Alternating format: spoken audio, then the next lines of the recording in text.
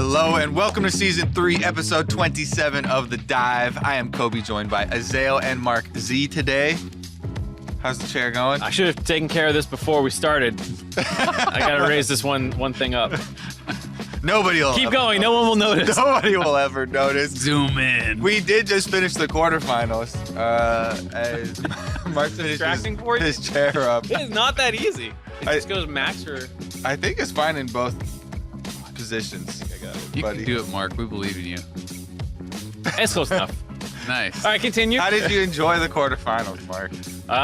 They were both pretty enjoyable. I think the first series more so. I actually like seeing Clutch perform well and win. Yeah. Their series. The CLG one had that first game, which was kind of like very entertaining, but kind of mind-booming. And then the next two games seemed, pretty much in CLG's control. Yeah, very one-sided for the last two. I know a lot of people, are talking about the TSM loss and Burn it all down. Yeah, exactly. Blow it all up. Where are you guys standing? Uptown. We'll get more into the actual series themselves when we're talking about the semifinal previews, but we can talk a little bit about the teams that didn't make it. Obviously, TSM got knocked out, Optic got knocked out, but a lot of talk about TSM. Why would they ever bring in Spica? If Bjergsen is the problem, none of the junglers work with him. Bjergsen is trash. It must be his fault.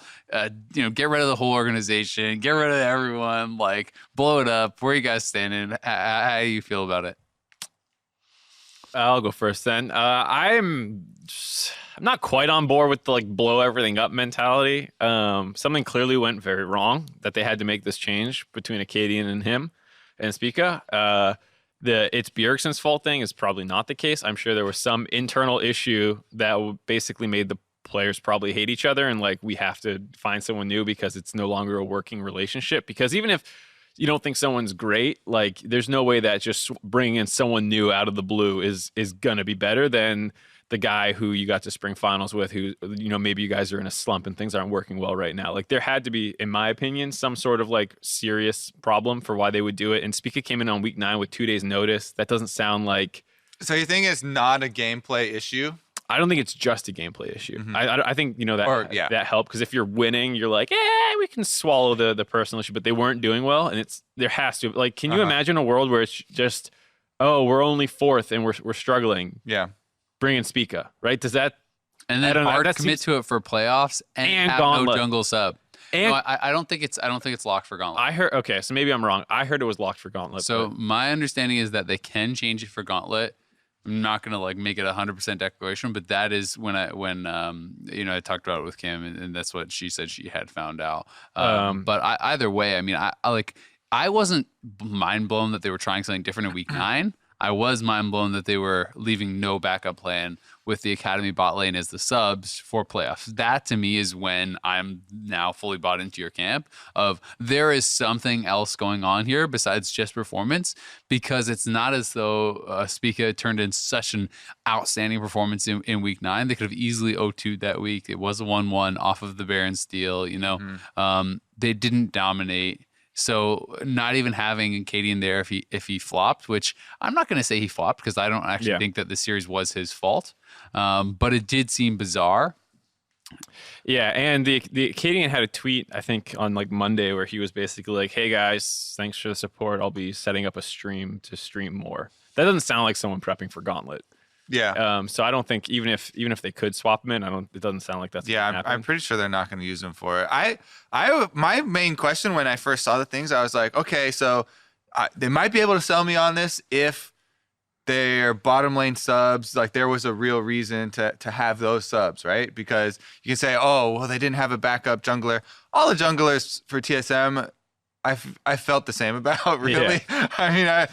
There were some games where super good gank or whatever, and you started to get excited for one, but then, something else bad happens in the next game. So I don't feel like, there was... Even Spica, you feel the same? Yeah.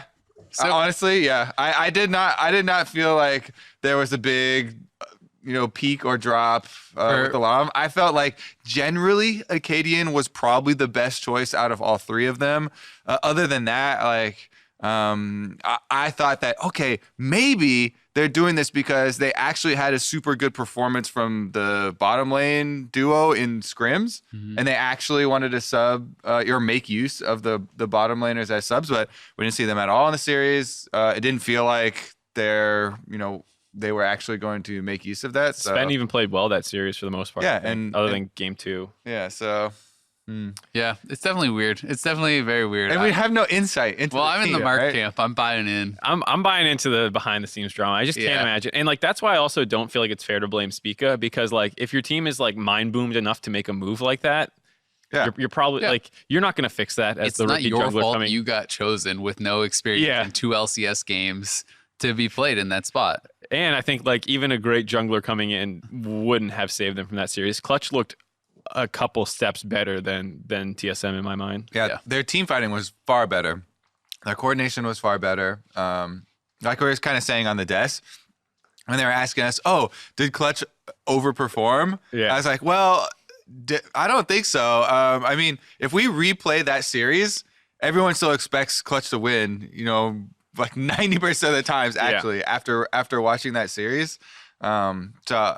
Yeah, I think they're just completely were outclassed. Yeah, I mean there was like one play that really stood out to a lot of people who were saying like, oh, it was because of Spica, and it was the one where they get a kill by Dragon and then he just kind of like turned around and re-engaged when everyone else had left. Yeah. They were like, so it's not as though he didn't have any bad plays, but I didn't think his plays were any like worse really than things that Acadian or Greg had done throughout the split. I thought he actually performed fine. I was still like. Just the overall holistic decision, even if they were going to use the bot lane stuff, was still crazy to me because my background as a pro has always told me that experience in higher pressure games matters so much, and like he performed I think fine, but it's like you do not know if that person's about to choke in playoffs hard, and they knew at least that Acadian could perform. Yeah, I mean, it was very clear that TSM were panicking, right? You don't make these types of moves if you're calculating, you're like, all right, well, this is definitely going to be the the big improvement for us. There has got to be something causing that panic. So, maybe I'm on board with the Mark camp. We have to figure out the cause of this scramble. And that's one of the things that bugs me about TSM.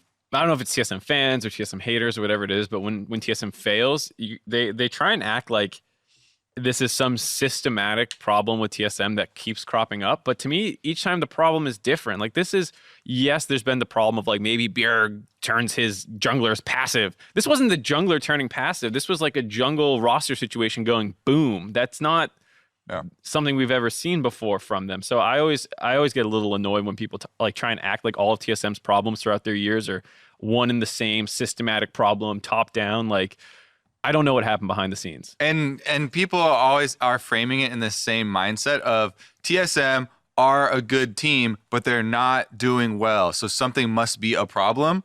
They're just not a good team anymore, right? Like TSM is not a good team that has problems. They are just a middle of the pack team. Yeah, in summer, definitely true. I mean, you had 6 straight weeks of 1-1 with barely scraping by, and a lot of their wins against middle to low tier teams. Yeah. That's an okay team. And but I mean, playing the other side of it, like the devil's advocate here a bit, it's this is also a team that was 1 game away from sweeping TL and being our representatives at MSI, made no roster changes, and now got slammed in quarters by the 5th seed, right? What happened there? Like clearly something is broken there. And, again, not to say I agree with it, because I think that Bjergsen gets a lot of undeserved criticism, and I think he is becoming kind of like a little bit of a scapegoat in some of these situations, because he has been the constant. And that, I think, is what people are saying, is that it's not necessarily that's the exact same problem every time, but we've now seen the coach change out. Reggie isn't there full time. The roster has pretty much been completely overhauled. Who is the constant? It's Bjergsen, right? So if it's never worked with TSM, it's got to be Bjergsen, right? And I think that is the perspective that people are looking at it from. Not that I'm saying I agree, but it's just simply, you also have to look at the other side of it, which is who was there for all of their success?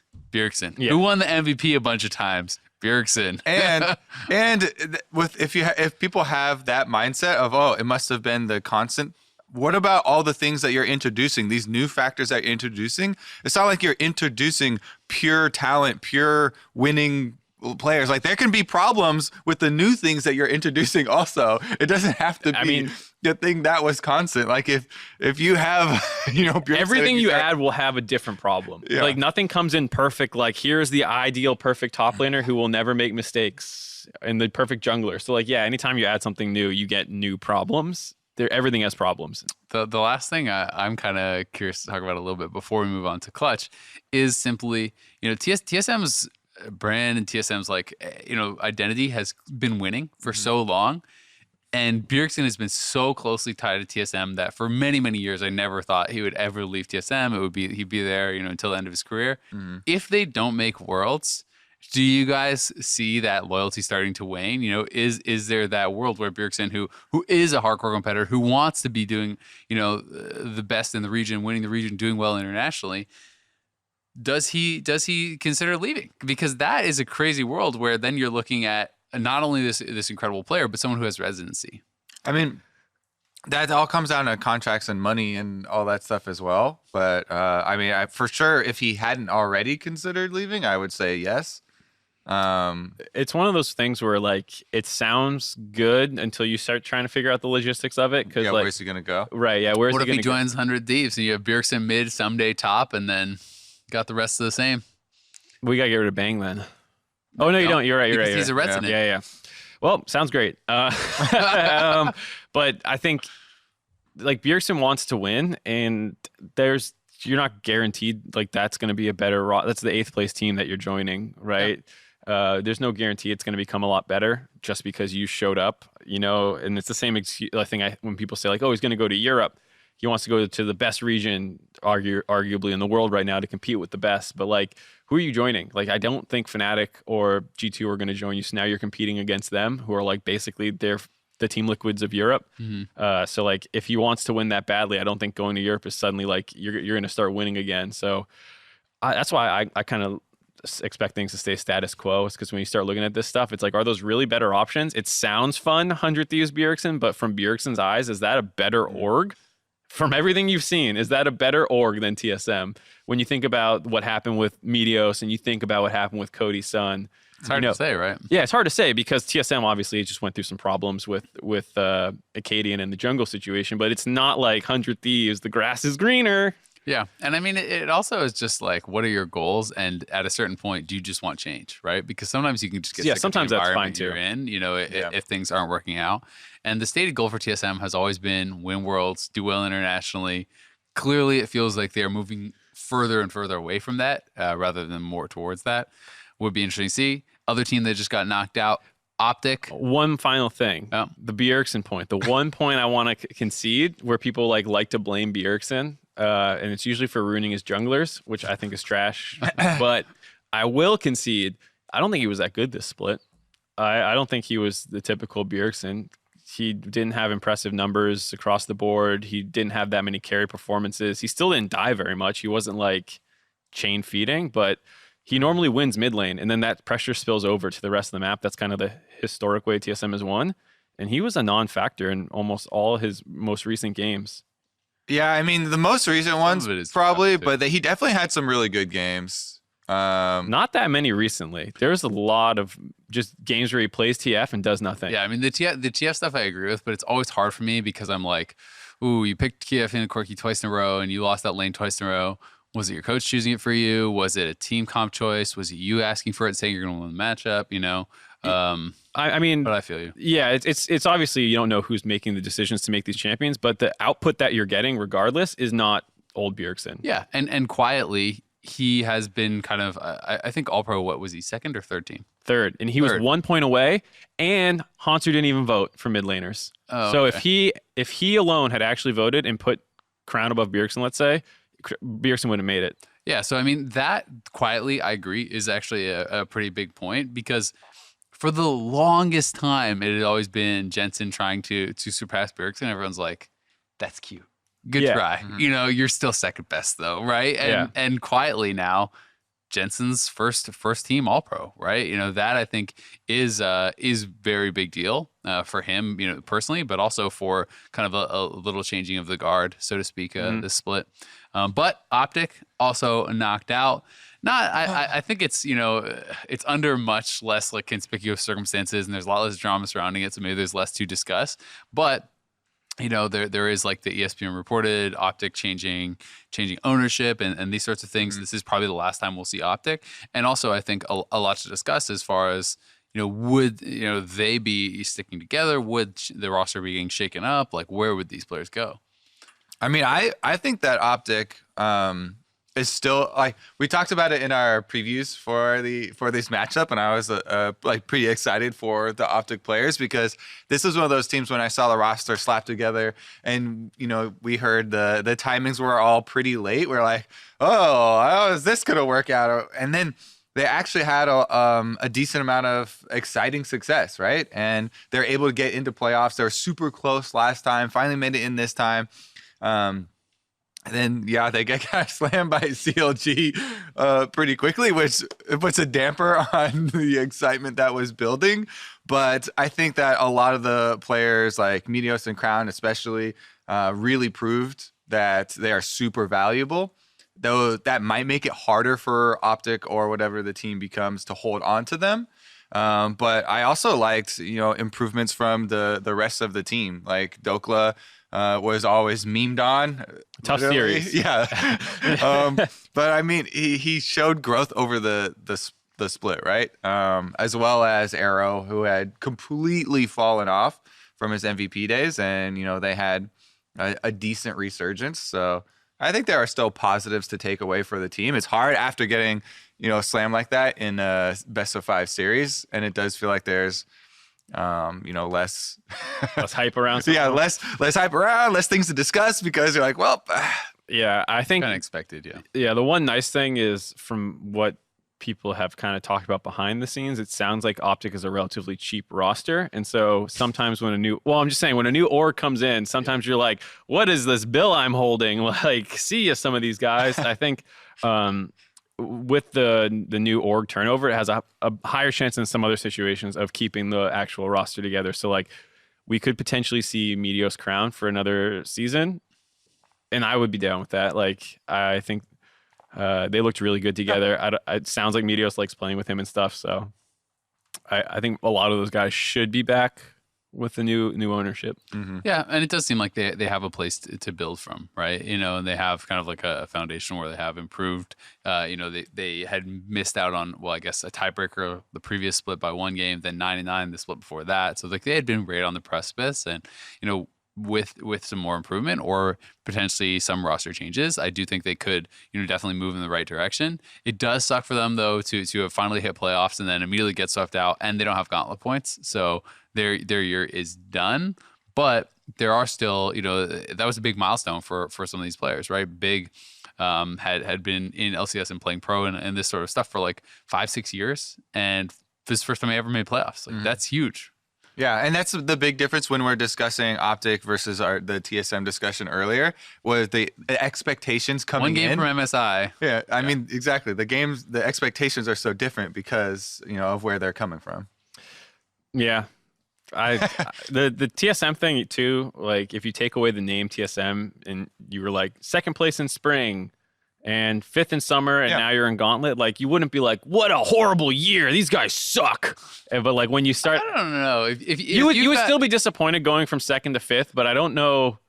When I actually kind of disagree. I think that when it's like when you put everything into context, when it's one game away from sweeping TL, who has won 3 straight championships, from that to losing to a team that was 1-9 against all the playoff teams in the regular season, 3-1, like pretty dominantly getting beaten under the circumstances of you're debating which is your jungle starter the whole year, and then you ditch that last week and don't even keep either of them. Like, I think that the circumstances surrounding it are bigger than the name. And I think if this was TL or whatever, like say TL loses that 3-2 and it's Smithy and he gets subbed out last second and they don't, like, you would be thinking, what the hell is going on? Yeah. So I think that's independent of it being TSM. So and to me also, it's funny, we're circling back to TSM once again. It's because of the big drop off you're talking about. 2nd place, 1 game away. from going to MSI And all the juicy drama. to getting kicked out by Clutch. And I think that Clutch played really well, by the way. I actually really liked especially their team play. I'm excited to see their next matchup.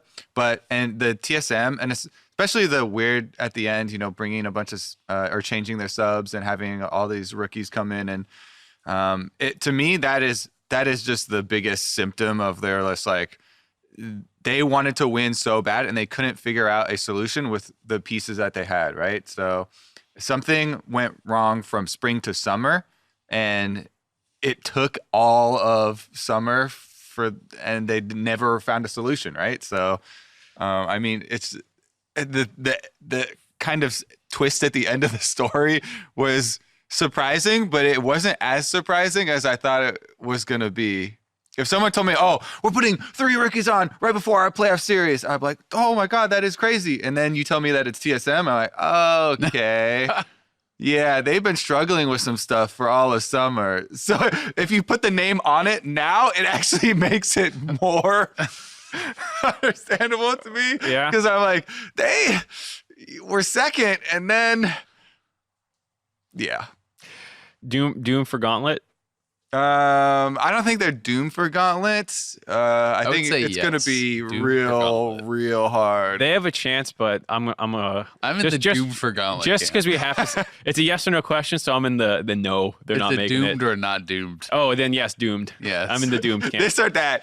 Doomed or not doomed. I'm Yeah. doomed. We're doomed. I mean, realistically, they're gonna have to play, against like C9 or CLG probably in the gauntlet, right? Like I don't know exactly all the championship points scenarios work out, but I think pretty much guaranteed one of those guys is going to be in there. Both those teams look significantly better to me than TSM, Yeah. unless really this additional practice time can make things work with Spica. So there's always a chance, but if it's doomed or not doomed, I'm in the doom camp for sure. The last thing I will say about Optic is I kind of wish almost that Optic closed out that first game and then see what the series would have looked like from there. Because as soon as I saw that, I thought they were so tilted. Like, that is such a frustrating way to lose. 4 Barons, they can't close out the game. They're getting constantly picked off, and they lose against this team with no engage. When your Ezreal gets picked off by a flashless Rek'Sai, I mean, yikes. yeah. Hey, that was once. He also flashed on 2 other times. I know, but the one that lost the game, Yeah. he just burrowed on him, and you didn't have the reaction time to shift away. It's so funny too when people make fun of NA for like NA RAM meta or whatever, and I'm like, that's a comp they should have been grouped up for. If Poppy is sitting on top of Ezreal, you can never engage on him. But their wave clear was too good, right? That was why they started splitting, So because it was Sivir Azir, and they couldn't Right. actually finish the So game. you split the Corki, Yeah. and Corki builds RFC, and then the other 4 sit on top of the Ezreal, and Yeah, they just clearly did you not press close W. it. Yeah. Yeah. And so when people are like, oh man, I would just wish they didn't get tilted on game number 1 and it might have been, more exciting. So the tilting in game 1 were because like they just made really bad mistakes. course, Like they're just that they did not play well. So if it's a tilting thing that's like some random chance thing happened, or like there was some super strange occurrence and you get tilted off that, then I'm like, oh dang. Like, that really sucks. But if you get tilted off of like, oh, We're bad. I'm bad, like, they're like, It also doesn't make me feel that bad because if you can't win that game, you have 0 hope Yeah, of winning of the course. series. It's fair. Yeah. I'm just trying to put a light spin on it, right? Yeah. Either way, I mean, they clearly deserve to lose. CLG did outperform, but excited to see where those players end up and what the future holds for Optic. All right, moving on a little bit. 9/16 is coming out. It's not going to be in for LCS playoffs, but it will be for some of the other regions, around the world. And going forward, some of these changes obviously would be applicable for Worlds and stuff. But I think Worlds is maybe like 9/18 or something. yeah. I'm super excited. I mean, this is just going to be a solo queue patch discussion now, because that's what the relevant parts for this patch are going to be. They're going to keep tuning up towards international competition, but I've actually been looking forward to this patch for a while because I always I'd like trying to be a hipster and use random stuff in the jungle, or not random, but stuff that I think will be good that other people are not going to use. And one of my old favorites is Zale, which you have also dabbled in, Shen is getting some buffs. And you know I love me some jungle Shen. I actually think he's good. And I got super excited when I saw him on the list because these are pretty significant buffs. An extra percentage of the target's maximum health on every Q hit is really good for trading. One of the surprising things about jungle Shen is that you can actually slap. Like early on, he's a good duelist, and this really does add to that. He got flat damage on E and then percentage max health on Q. So I've already started prepping. My last 4 games have all been jungle Shen, and they've all been on Smurf, but I've been winning on my. Does the taunt hit creeps? Yeah. Because I remember I used to play Scuttle as well. I used to play the old jungle Shen when you had the Vorpal blade that you would throw. Yeah. And you could sustain forever in the jungle, but Yeah, your it clear was doesn't do impossible, and then your E didn't taunt creeps back then. So I take attack speed and everything. I think I'm going to use press the attack as my keystone because you can get your 3 quick autos if you get your blade. Yeah, that's why I figured you do Halo pass-through Blades.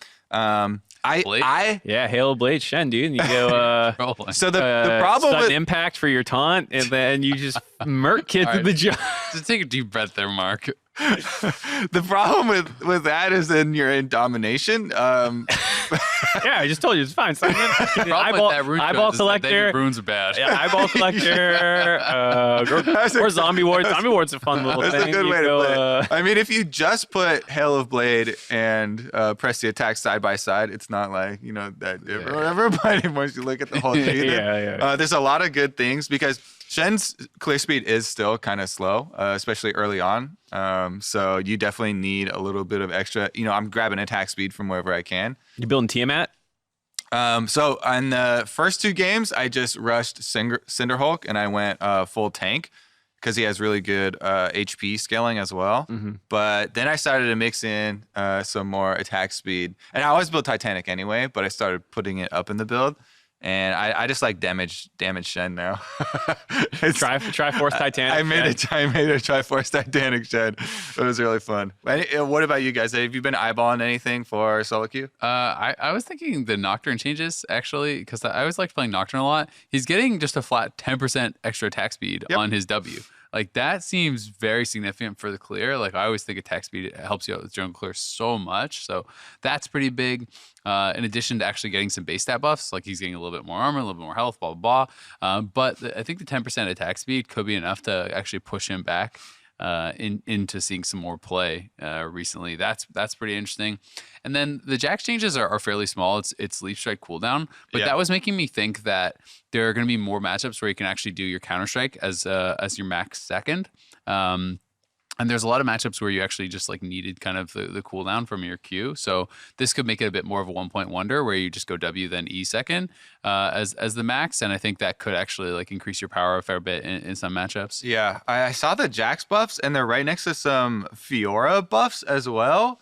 And I started to get kind of excited for what this will do to top lane when we do, get to Worlds because we have all these amazing top laners always. Mm-hmm. And they're looking for more champions like this, Jackson, Fiora, for solo carry, dream that people have, the fantasy of your split pushing, multiple item, super carry build. I already in solo queue thought Fiora is really scary. That's one of the few like top laners that actually throw bans on because, if your top laner feeds and then you have to deal with the fed Fiora, it's super annoying.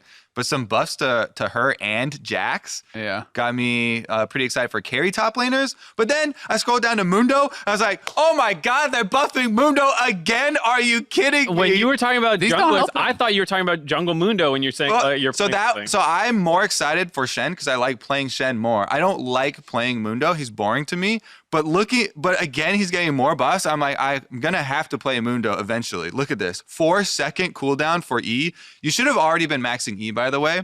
There's a big win rate discrepancy for jungle, you mean? For jungle. Yeah. 100% you should be maxing E. I was looking at the stats. Only 34% of people playing Jungle Mundo were actually maxing E.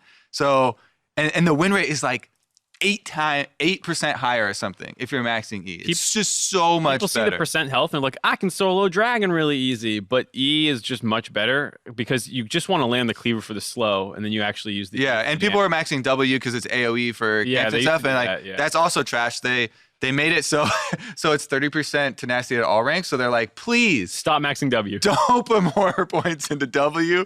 Yeah, they're trying to make it like very clear whenever you see changes like that, where they're like, doesn't scale anymore with more points, guys. Just max E already. It's a 4-second cooldown on this ridiculous attack damage steroid. So I think that Mundo is going to be strong regardless of healing cutting. Grievous wounds, I actually think that you'll just take it. It'll be fine. They increased the healing from his ultimate already. He's just going to do so much damage. I think it'll be fine to play Mundo. I feel like he's going to be better jungle than top because I just still think a lot of the matchups are just so bad top lane. He already has a higher win rate in jungle. Yeah. So that's kind of my feeling is that like I see these changes and I used to play Mundo, but I'm just like, ever since they put in Executioners, I just like never wanted to play him again. It's so miserable in top lane, you know, playing 1v1s against like, you pick Mundo, they play Jason, rush Executioners or whatever. Yeah. But I do think you kind of circumvent that a lot when you are going jungle because yes, someone's going to get Executioners eventually, but there's no like 1v1 matchup. So no laner feels particularly compelled to get it unless you start kind of getting out of control. And similar to Skarner, if Mundo is forcing like, you know, multiple Executioners or whatever, that's actually a pretty big deal. So I could see it popping up more there. I still don't think it's going to be huge in top lane, especially not when you're looking at like Fiora buffs and stuff as well. But, you know, would be interesting to see if it comes through. And the tenacity on your W is actually, I think, probably more impactful for a jungler as well when you're having more of these kind of like 2v2, 3v3 skirmishes around bot lane and stuff where there is more CC. That could be pretty reasonable. Yeah, I'm really looking forward to Hex Tech. Just messing around with that a little bit. TFT patch notes. What happened? Sorry, I opened the wrong document. I'm happy that Corki and Azir got nerfed, but I was hoping they just murdered them. But those are slight changes. 5 base AD and 0.5. The Corki one's more significant on KD or on Corki. That actually seems really big to me. Well, because base AD stuff usually pretty significantly pushes the needle as far as win rate. Maybe for pro it won't matter as much because I think pros default to comfort a lot and, you know, and kind of how that makes them feel. But like even as far as like last hitting, right? Like Doran's items add, you know, like the 5 damage on creeps and that sort of thing. And people actually prioritize that a lot. So it could make it a little bit tougher, but definitely would be happy to see less Corki and less Azir. I'm on that train.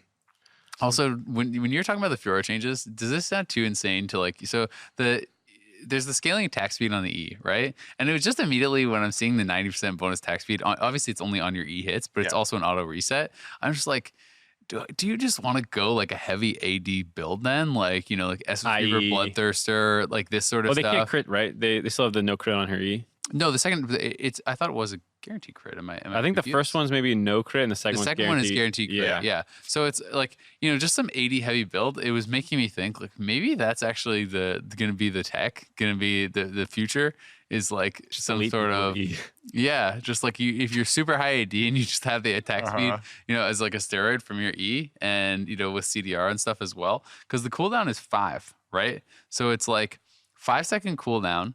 With the 90% attack speed steroid, if you're building CDR, if you're doing some like, you know, Essence Fever Triforce or whatever BT thing, I mean, I guess it's maybe not that different from what people are already doing, but it just... Yeah, I just like Tiamat so much. Yeah, how are you getting Tiamat out of there, though? Like, the Tiamat and Trinity Force is just... I think those are actually my 2 favorite items in the game. Yeah. You could slap a Titanic Hydra and a Trinity Force on any champion, and it's...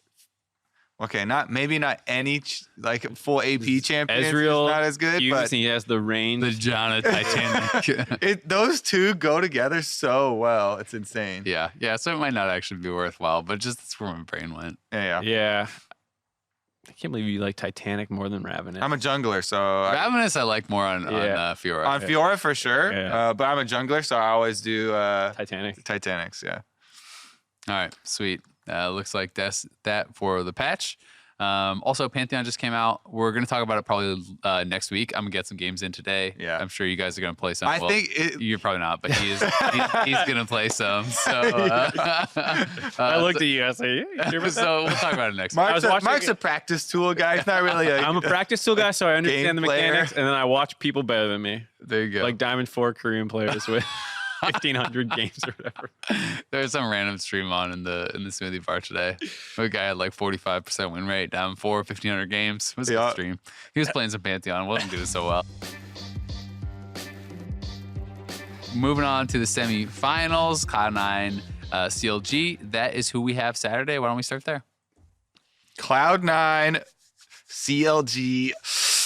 This is probably the closest of the semifinal matchups. Anything that Team Liquid is in, I think, is going to be pretty heavily favored for Team Liquid. Yeah, So, much like grape, but so this one's definitely going to be exciting. I'm pretty glad that it's actually coming up first because these two teams have had a decent amount of trash talk between each other. You don't. have I missed it? Yeah, maybe you have. And I was going to say, usually Break it down. You don't expect it from these two, but I mean, we've had a bunch of different videos between like the junglers and stuff. And Shinsuke was like, yeah. I'm not losing to Wiggly unless I don't have a keyboard and I don't have a mouse and there's water all over my computer and they don't have That's another quite one. likely. With Sven. And then he lost. Yeah, and then they lost that game. But Cloud9 obviously got the revenge, right? Yeah. That's what Cloud9 have the bye, and they're waiting for CLG to come have something to say about it. So I'm pretty excited just because of the groundwork that's been laid. Yeah, I mean, the grudge match for Wiggly, if people don't know, used to be on C9 Academy, was replaced for Blabber. Mm-hmm. So that was always interesting. I feel like for the rest of CLG, though, are they going to trash talk? I can't see it.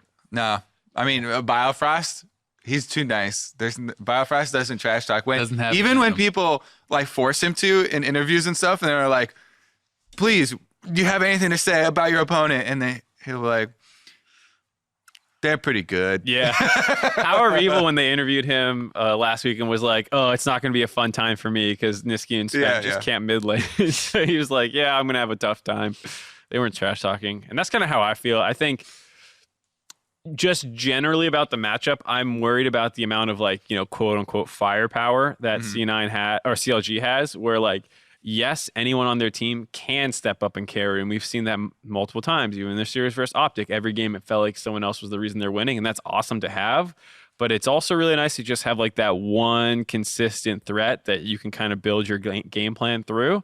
And that's what C9 feel like to me, where it's like, okay, Niski's the biggest threat in this team combined with Svenskeren, but Licorice can also carry. And as we saw in the one tiebreaker game, the bot lane can carry as well if you give him a good matchup and actually play to them with Talia and stuff. So like C9, not only can everyone carry like CLG, but they also have a very more reliable carries. Yeah, and people are going to really dissect the matchup between C9 and CLG in that game because it was the most recent, obviously. There's going to be a lot of discussion around the draft. I know that the CLG players even afterwards, were flaming the draft also. They're like, they definitely, Cloud9 got the better, right? I think that is all credit to Reaper, and the draft game is going to be a big part of this best of 5. But like that C9 showing that, bottom lane, Caitlyn, what was it, Morgana as well? I think it was Caitlyn Morgana combo from the binding that lands under the tower. Like them showing, okay, the biggest strength that people are giving you over C9 in, the bottom lane, Stixxay and Bio over Steaky and Zazel, we're going to destroy that. We get our roaming mid laner, jungler go down there, and the Caitlyn Morgana lane. I was like, well, that's a pretty good answer. Yeah. Yeah, and they called them out too, and they even kept drafting pretty similarly in the Optic series where they're first picking Azir, and I think they even had one where they went Azir Zaya, or maybe it was Azir or Khan. They did one of the two, and that was I think the same first rotation they had in that series as well. So like, hopefully they change it up more for the C9 one. And then if you go back 2 games, the one that C9 lost to CLG, they also had a very interesting draft where they have Malphite top with Lee Sin and Vlad mid and all this like kind of troll stuff. They're experimenting. It's the regular season. It's totally fine. But like, you don't expect a draft like that in playoffs. I didn't think that was really troll, to be honest. I didn't think it was. I actually defended this draft. I thought it was actually a good draft. So It just it's didn't work. different. There was a lot of issues in that game, and I don't think it was just draft. But Yeah, but I think like the idea. I Of, like how you just went for this troll draft. You won't see that. I defended this draft. I went to bat for this draft. I did go to. Hey, listen. I did go. I would die for this draft. I didn't want to get into it again. So I was saying most people I talked to were like, this draft sucked. Most people I did. So I didn't know I was on. You literally said it was a troll You draft literally just 2 said- seconds Yeah, before of you course. said. I'm a known flip flopper. I don't know why this is shocking either of you. I'm a ride or die with this draft. I defended it for a long time. I was like, fine, whatever. I don't want to get into it if I start saying it's a fine draft. But it's a different draft. And I also, the thing that I said back then was team agnostic. I'm fine with the draft, but I don't like it for C9 because Niski's on just farming, try to get pushed in by Corki matchup. Just try not to die, but you just get pushed in by Corki on Vladimir. I want Niski with agency, so I didn't like this draft for C9, but I was fine with it team agnostic wise. I would not want to see this draft in playoffs, even though I think it's a fine draft. I don't want to see it again in playoffs because Niski should always have some playmaking and agency in the early game. Yeah, that's fair. So yeah, there's my actual thoughts on the Good draft. point. I didn't want to go back. It's a week 7 game. Why are we talking about No, this? it's Why are we okay. talking about this? Because you brought it up. All right, so I'm pretty excited for this matchup. I do think that like I agree. Listening to kind of your points about like so C9 I think has maybe the more consistent carries as far as like top side of the map. Like I favor their top side of the map in all 3 positions. I think that is the biggest deal. And yes, we did get to see the Caitlyn Morgana, beat down the CLG bot lane, and that I think is a really strong counter to Zyra Khan. That is why I think that draft becomes so important. I'm actually expecting Caitlyn to be really high priority in this series. I think that CLG has used Caitlyn really, really well, and Caitlyn Morgana is also a really good answer to some of the really meta stuff. So I'm really interested about it about like how the priority around bot lane is going to change because Biofrost is playing a different style of champions than other people are playing, pretty frequently. He brought up the Zyra, he brought up the Morgana this weekend. Like he's willing to play ranged supports to get advantages in lane. And that's also how CLG beat Team Liquid, playing Caitlyn Lux. So to me, like even if you like look down the line and you're like, ooh, well, Licorice is better than Rune, and Sven's better than this guy, and Nissy's better than that guy, I still think that CLG can beat teams that 1-for-1 they look worse than because they come out with really intelligent game plans at times, and they are really good at actually closing games with advantages. If they get like a drafting advantage, they have really, really good snowball stats. They're extremely strong like when they are actually already ahead. They're with lead at 20, they're 12-3. With lead at 15, they're 12-3, right? So it's like if this team is ahead, they're pretty dominant. They have some of the best dragon stats in the whole league. They're 11-3 with first dragon, and they very frequently get this. So they're really good at playing around advantages.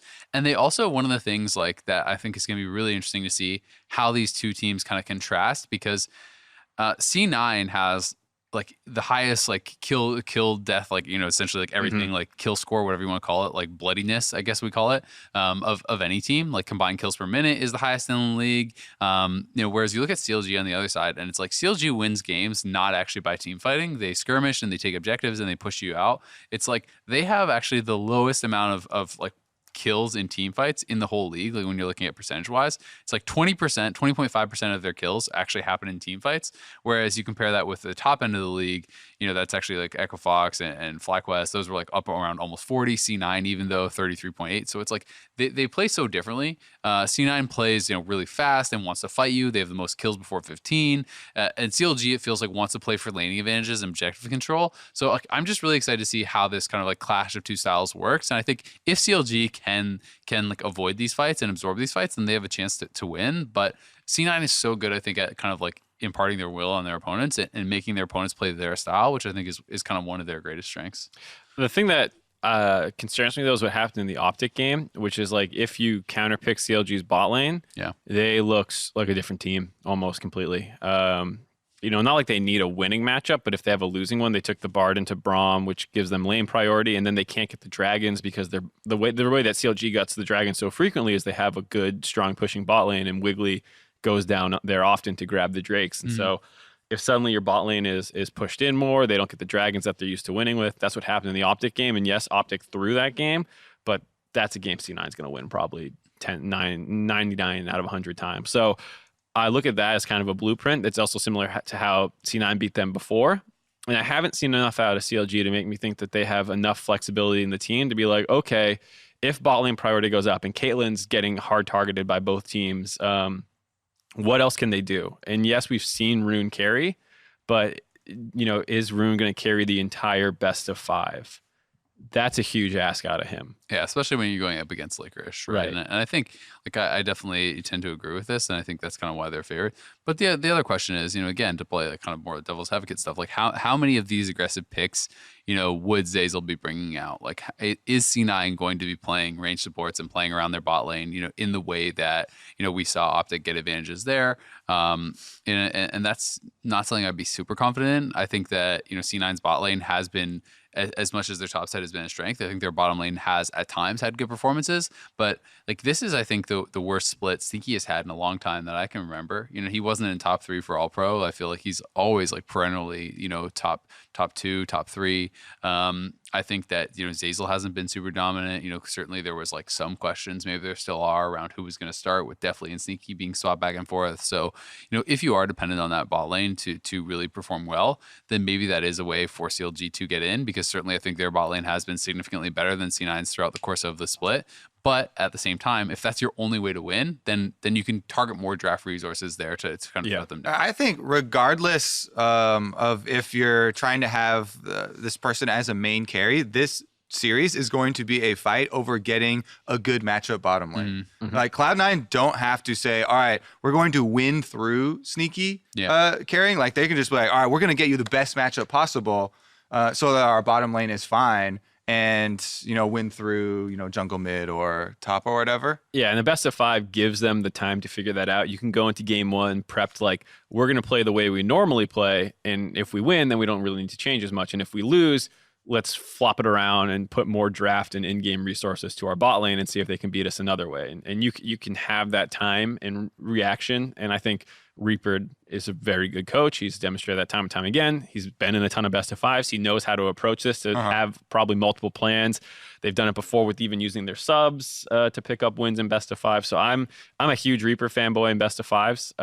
And I think that's another thing that you can kind of put in C9's pocket, is a little bit more experience in the coaching staff of these kinds of series. Yeah, I think the other X factor as well is regardless of bottom lane matchup, C9 is better at actually, I think, roaming and actually like affecting the bottom lane.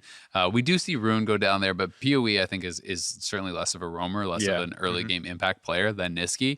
And last time these two teams played in the tiebreaker, we saw how much of a difference that could make. They gave C9's bot lane a good matchup, but it wasn't just that, as you guys mentioned.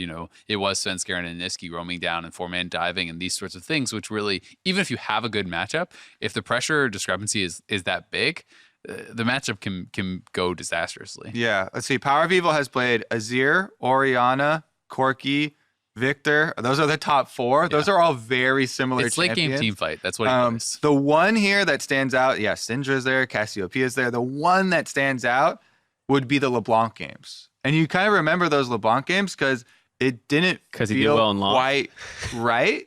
Yeah, there's something that felt off, right? CLG with an assassin mid, like he did well individually, right? Yeah, he was like 6-1 or something. He got a bunch of kills and stuff, but it didn't feel like the team, was really on board with playing as LeBlanc being their win condition, right?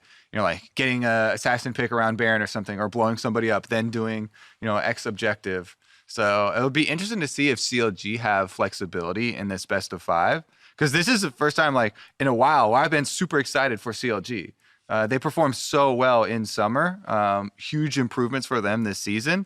So I'm really excited to see where they can go with it. Feels like Cloud9 are going to be a very difficult opponent. Because Wiggly has been like this outstanding new star for CLG. And he's going against basically the #1 MVP candidate that people have been talking about all summer long for the league in Svenskeren, who is a high action jungler, gets tons of kills. High tempo. High action. So it's going to be really interesting to see that. And that was one of the things I wanted to cite of CLG having their match versus Optic, I thought was very good for them to have the stage games and the playoff games, and to see if Wiggly would keep up this level of play or if he would revert at all. And he played extremely well. So that gave me confidence that CLG's success in summer wasn't some fluke. All right, series score. I was about to say, we do predictions here, right? Yeah. Okay. 3-1 C9. What do you think, Kobe? You don't get to wait till last this time. Kobe likes to wait till last. I Hey, want to oh, go wait, first so I can Kobe claim always people are wants to go copying me. last. So now when he says 3-1 C9, I can be like, you just copied me. Kobe's weighing all his options. Yeah, it's a really tough one. But sometimes he waits so long that even when I'm trying to put the pressure on him, then you feel You're like just like, you well, we gotta go. can't wait forever. We have a show we're doing here. Well, you're talking right now. You're just distracting me from the All right, process. everyone, absolute silence on the moment of podcast. silence for Kobe. You at home, stop that. Turn down the lights. Put those chips away.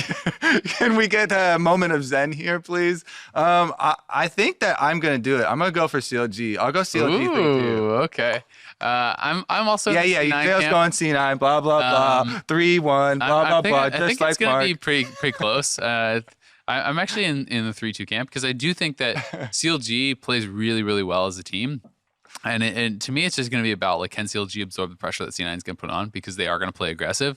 But I think CLG is a great team at closing and a great team fighting team. So, if C9 isn't able to get advantages, I definitely think CLG can win games. Yeah, it's so hard because I do think that Cloud9 can also make more mistakes because as multiple people, like Double F always has these interviews afterwards where he's talking about the risks that Cloud9 take in a lot of these team fights and stuff. Those are things where it can possibly cost you a game, get punished, but Well, the thing to remember is a lot of C9's wins were comeback games. Yeah. And so, if what Azale's saying is right, where CLG is going to close these games out pretty cleanly, you don't have those same opportunities because a lot of those games where they came back and beat people were against regular season opponents in a best of one. And to be like, yeah, we're going to come back multiple times in a best of 5 is really scary. yeah. But I mean, Cloud9 have been so good at even down like a few thousand gold or something, they'll win this team. It's usually a team fight, right? Yeah. It's usually a team fight either mid or by dragon or up in the jungle or something. And Licorice has some crazy flank and they actually just smash you in this team fight. And then all of a sudden it's just Baron or something. And if you talk about ending games, Cloud9 have actually been, to me, one of the most efficient teams of ending games. Well, why are you hyping Cloud9? You said CLG. Yeah. What do you mean, why? Why are you hyping C9, dude? You confused They're a me. good team. You chose your side. Yeah, Kobe. stop that. I chose my side. Doesn't mean I can't speak about analysis for the other team. Yes, it does. Yeah, we're saying that right now. Stop that. We're arbitrarily choosing this. You're not allowed to talk about them anymore. They're our team. All right. Let's move on. We got one more matchup to cover here. TL versus Clutch. You want to talk about scary matchups. TL3O. TL. Oh, wait, are we at that part yet? Yeah, I didn't know. I mean, TL, when you look at, if you look at this statistically whatsoever, it's like, ooh, it's not going to be close. Come on, you're not giving Clutch one game? No. I don't know that I will either. Okay, so I'm at least giving them one. some historic stats. Jensen 5-0 against Monte. Core JJ 4-0 against Vulcan. Double F 13-4 against Cody. No, you're living in the past, Smithy Azale. 10-4 against Lyra. The closest People matchup change. has been Impact versus Huni, and a lot of that is because of Huni on Immortals. When back in the day was pretty good, and that's 16-12 historically In Huni's favor? in Impact's favor. Oh, so it's okay. But that's a lot closer because he had been winning a lot in the past.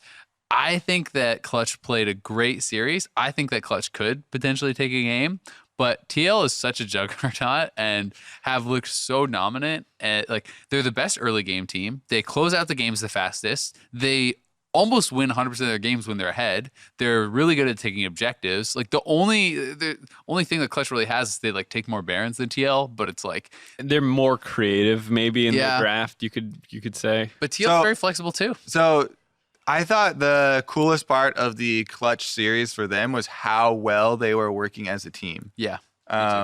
Every single player seemed like they were playing better. So I definitely think that Clutch are peaking right now.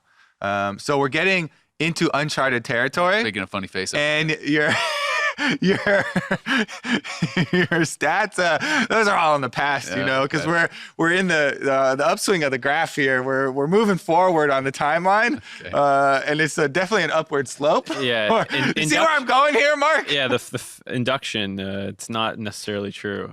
It's a philosophical problem that's been pondered over many times. Is the past going to repeat itself?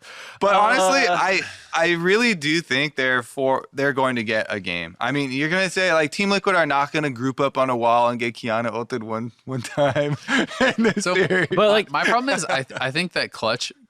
So Kiana was big. I actually think this series was so much about Huni, and he got Rumble multiple times, which was his most played. It's his best and then he got Gangplank, and he hard carried on Gangplank too. He did, yes. But I think that like when you look at the champs that he's playing, I think that there are champs that can either be taken away by TL or banned out. I think Rumble is going to be banned every single game. I think that GP is one of Impact's best champions, and he's happy to take that. Akali easily taken away by Jensen. Like I just think you're going to see Huni being targeted almost exclusively in draft, and I think Clutch will really struggle to make things happen when that is happening. I think that the bot lane, as well as Cody Sen has played, is just completely outclassed on both sides. I think that Jensen is more than good enough to hold his own against Amante, and I think Huni is really the big X factor and has been playing very well. But that being said, I think that was partially drafting errors from their opponents, like from TSM. I think the fact that you give him Rumble, which no one else is really playing that much, is his best champ, and you gave it to him multiple times, was just absolutely trolling. I pretty much agree. I think like it's one thing, they're much more talented. You can still find like little style differences where it could be good, but I don't even think this is a good like style matchup where like the way Clutch wins in my mind is Huni and Demonte have pretty good playmaking champions. Lyra hard camps lanes, and then like their bot lane mostly goes even and then turns into a good team fighter later, and they bring all the stability. But like your bot lane is in constant threat against TL of getting completely blown open. Impact is great at absorbing pressure, so they shouldn't need to help him that much if Impact's playing well this series. And then so Huni's kind of hopefully becoming a non-factor. TL's bot lane is running away with it. And then mid lane matchup, Demonte's been a lot better. I'm not super concerned about him getting 1v1 smashed by Jensen, but I also think Jensen will be fine. They won with team fights. Yeah. In almost all of the games. Yeah. It wasn't about these, lane phase leads or anything. I didn't say it was about lane phase leads. In their games. I'm saying, but that's what they want to do because they get to team fights well through this style, where people are concerned about Huni, their bot lane's doing well. I'm saying that's not going to happen in laning phase to get to team fights. Their bot lane's going to be in constant threat of being crushed. And TL just obviously is way better than TSM, right? Like, of course, Team Liquid are way better, but I think that Clutch are definitely going to win a game. Like you can't deny Huni every single champion. He also played really well on Aurelia. Mm-hmm. And if you're spending all of your bans on both blue and red side, then you're also letting power picks through, right? Mm-hmm. So I do think that like Clutch are like, I think they had real success. So I'm not writing it off as a 3-0, I guess. This is our only fighting point right now. No, is that you guys are 3-0s, and I'm like, I gotta fight for that 3-1 Team Liquid prediction. I didn't even say that it's a 3-0. I actually think they could get a game 2. I'm with you. I think that there could be a pop-off moment. But I just think that it's like the way in which TSM kind of gave them those team fights and they found those team fights, I think it's going to be really difficult to do against TL because the reason I'm kind of like, latching on is also what Mark was saying about the laning phase is I think when TL gets advantages, they're so good at then turning that into vision control, which denies a lot of the opportunities to actually get those team fights. Like I think it can be very hard to pick the fights that you want.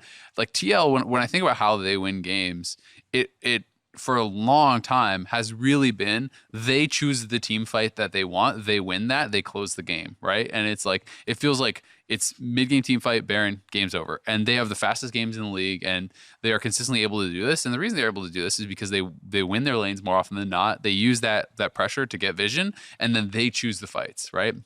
And I think that if they are winning the lanes and choosing the fights, Clutch is not going to be able to out-team fight them, which is where I really do worry for them, as far as like what they showed us against TSM. And that's why I kind of agree with Mark a little bit in that lane becomes very important, because if TL are in the stronger position to fight for vision, I just don't think Clutch will be able to get those team fights really set up. They've also had a decent amount of games where Smithy has had a really bad early game, in which case they do not even have a lead in the early game. And I feel like in a best of series, there is definitely an opening here for Clutch. They're not going to win the series. Yeah. But they're not going to win a game. I'm predicting 3-1. What do you have? You had 3-0 already, right? At the beginning of the. Yeah. I feel like I'm more 3-0 than 3-1. I wouldn't be mind blown by the 3-1. Yeah, I'm not saying it's literally impossible if they pick a game up, but just if I was a betting man, I'd bet 3-0. And I am betting. I'm betting 60-40 on like 3-0 versus 3-1, right? Like I think that part is close. 80-20, 3-0. All right, more interesting question. 3-0. Will they use a TFT comp in a playoff series? No. No? Okay. None of them are good. Even if the first 2 games are stomped. Pirates and Demons both look pretty good. Yeah, I think Demons. Pirates, Demons, Glacials. I think I give you a 0% chance. 0%. Okay. I think Kane is pretty serious. Yeah, I was just checking. Yeah. Are you giving it even? If they were pre 20-minute stomps and the first I was watching someone stream. I still give it actually a 0. I was watching someone stream and there's TL Kane in one of the TFT games, so maybe he's studying more comps. I forget when this was. Like last week, I saw him in a high elo game. This was a this or that question, right? Which is better, Demons or Pirates or whatever? That was and I was like, I look at one comp, I'm like, well, that one's pretty good. Obviously, it's that one. And I looked at the other comp, I'm like, wait, that one's actually pretty good too. Yeah, the Pirate one was a little bit trolly. Yeah, it was like what? Pike MF bot lane. Graves isn't that great right now. Jungle. Misfortune's okay, actually. Yeah, and then what were the soul laners? It was GP and what was the other soul laner? I'm spacing out. I can't remember the 5th pirate. Yeah, I can't remember either. Great point. TF. Yeah, there you go. Yeah. It actually seems reasonable. Yeah. I think that would be fun. That would be fun to watch. If someone did, I think that would be really fun to watch at like All Stars or something. If you had to do all TFT comps. I mean, it was fun to watch in the LCS when Team Liquid did it. I mean, if teams were like all opting into it, you had to play TFT comps. That'd be hype. All right, Twitter questions. Let's go. I can't say that name. Who screened? Nikolai Stuckwish. That's what I'm going with. Yeah. I missed the just random thing. You ever watch those like GOM TV things with Artosis who would read the names? Poopy's 420. Yeah. Poopy's 420 is so great. I hope we get some of those one day where Kobe's just reading out horrible names. I feel like those are probably filtered out before we get them. Yeah, I mean, Poopy's 420 always snuck in on GOM TV. sometimes we add our own that we like, but sometimes we just have the ones that Paul put in here, like this one. How do you think the top 3 teams in the LCS right now, Team Liquid, C9, CLG, stack up against the top 3 teams in the LEC, G2, Fnatic, and Splice? If those 6 teams represent the West, what kind of shot do we have this year? I mean, I think if we're looking at just the overall as the West, I think there's a really good shot. G2 clearly like has, I love G2. Is really dominant. G2, coming off winning MSI. NA got to MSI finals, made semis at Worlds last year. Europe had G2 in semis and Fnatic in World Finals. Like I think I am expecting at least a semifinal, performance from a Western team.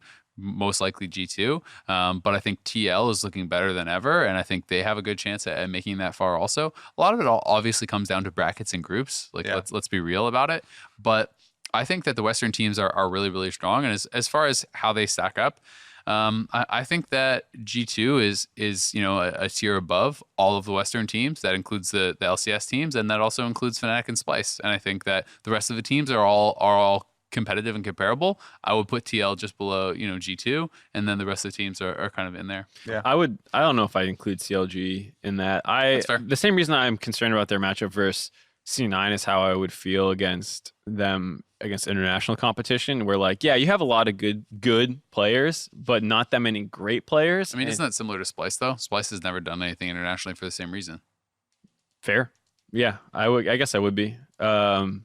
So then, I mean, you could separate out Fnatic and C9 and make one tier and then another tier separately. I think that would be...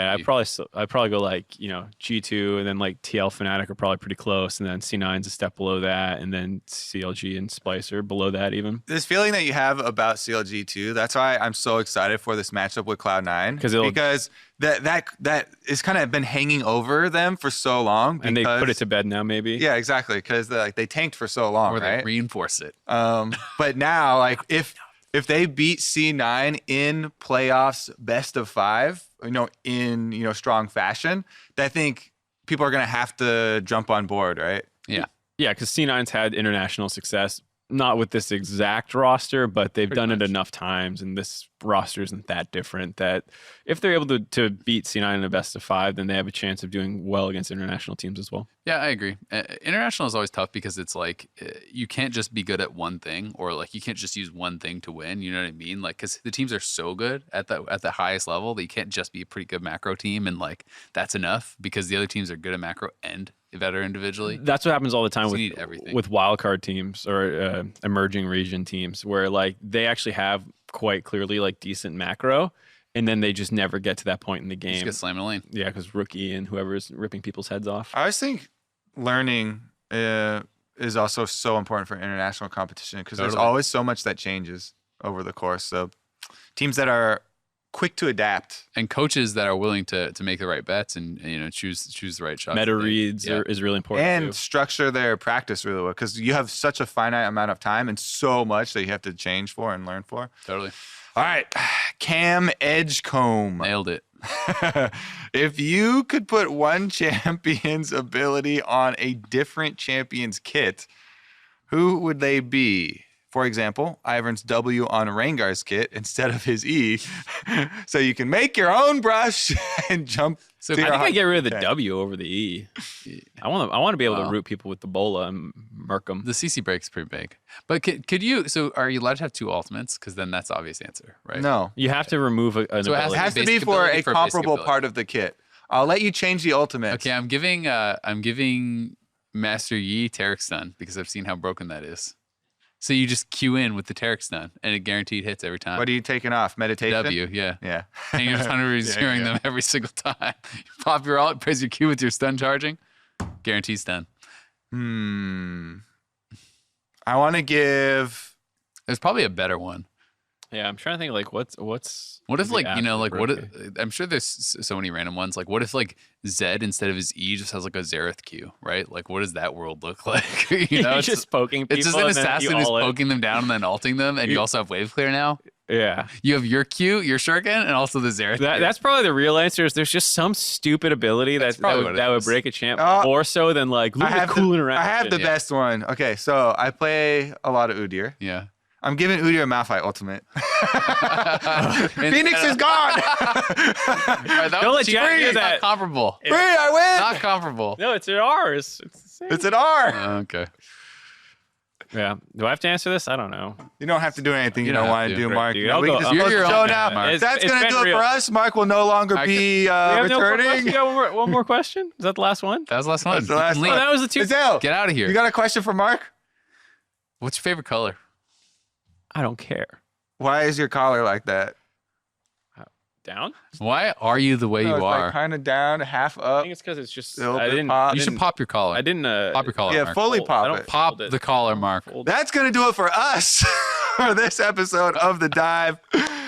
We've got semifinals coming up. Please tune in this weekend and get yourself some tickets. Hey. Let me know if you Bad like boy my Mark jacket. over here is going to be there. It will be there. I don't think they'll let me wear this on the desk though. I'll try. I mean, if you're enough of a bad boy, you just wear it anyway.